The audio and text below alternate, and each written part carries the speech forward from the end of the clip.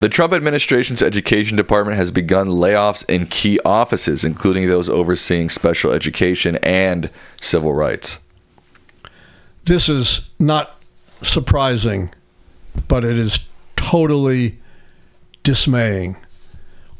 This nation's commitment to special education, to helping those with special challenges, is one of the bright spots, one of the triumphs of our modern education policy.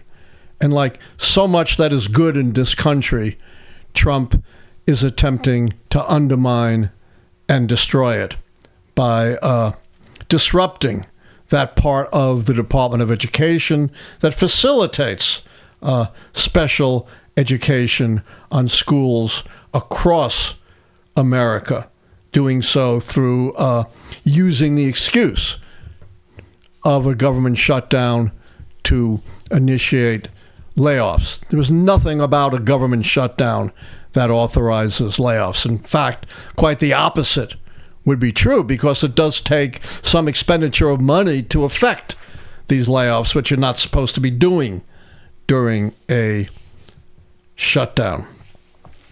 According to press reports, all but a handful of top officials are being fired at the office that implements the Individuals with Disabilities Education Act, a federal law that ensures millions of students with disabilities get support from their schools.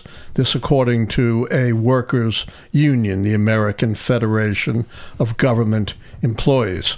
The union also says unknown numbers are being fired at the Office of Civil Rights, which investigates complaints of discrimination at the nation's schools and universities.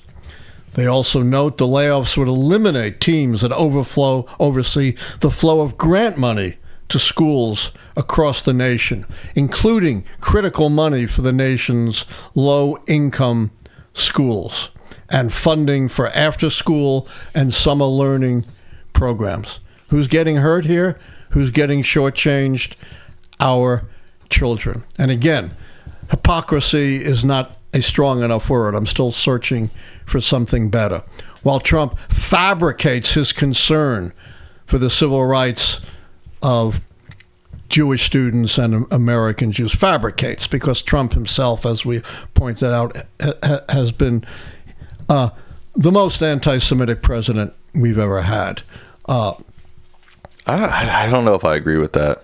I have to be honest with you, the most anti-Semitic president we've ever had. Well, in the modern era, obviously, you can go way back, but yes. This is a guy who's dined with two of the most worst anti-Semites in the country. That is true. Publicly at Mar-a-Lago. This is a guy who said there are fine people among the neo-Nazis shouting, "Jews will not replace us." This is a guy who has said, "I will blame the Jews if I lose this election," continuing the long-term scapegoating of Jews. This is a guy who says, "You're not a good Jew if you don't support me or Netanyahu."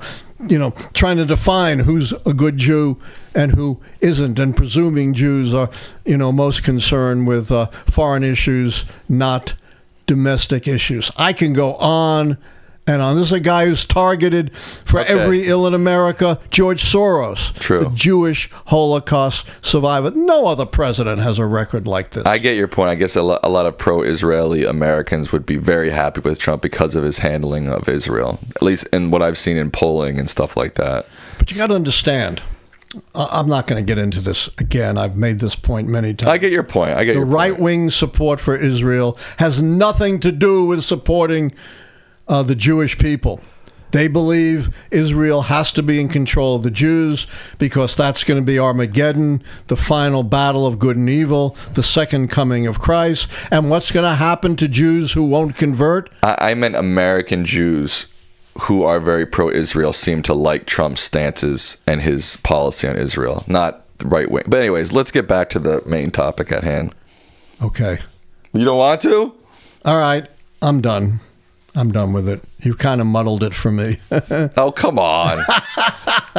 It is clear that Trump couldn't care less about anti-Semitism. Okay, gotcha. Can we agree on that?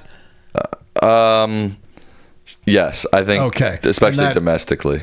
This is a ploy for going after his enemies like Harvard University and other universities. Definitely agree with and yet that. at the same time, he is destroying the civil rights apparatus in the federal government that's dealing with real discrimination. That's the only point. I can't imagine any American is for throwing out people who work in special education. I mean, that to me, that seems like, like kicking puppies. You know what I mean? It's like, who in their right mind is going to be for that? And what about kicking out people who protect our civil rights? That too. But you're right. In terms of public perception, it's hard to imagine anything worse than kicking out people who help those with special needs. Thanks for watching our video. And don't forget to like, subscribe, and become a member today.